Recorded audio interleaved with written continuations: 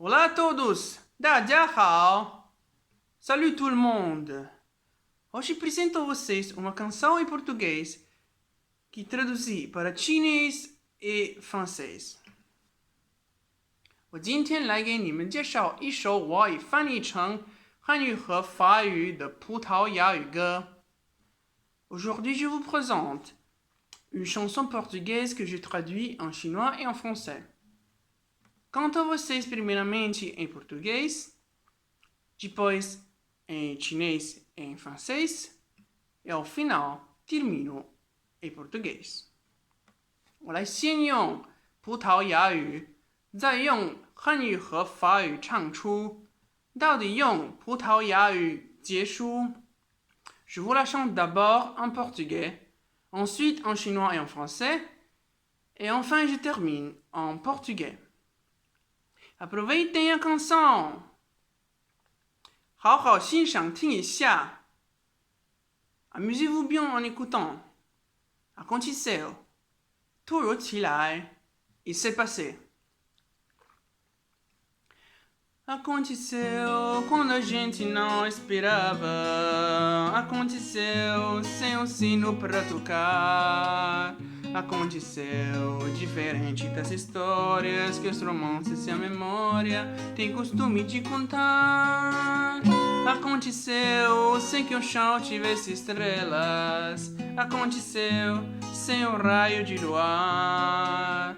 O nosso amor foi chegando de mansinho, se espalhou devagarinho, foi ficando até ficar. Aconteceu sem que o mundo agradecesse, sem que rosas florescessem, sem um canto de louvor. Aconteceu sem que houvesse nenhum drama, só o tempo fez a cama, como é todo grande amor. 突如其来，人人也都未曾预期。突如其来，没有一支灵通告。突如其来，也有不同于故事里那些小说和童话都习惯告诉我们的。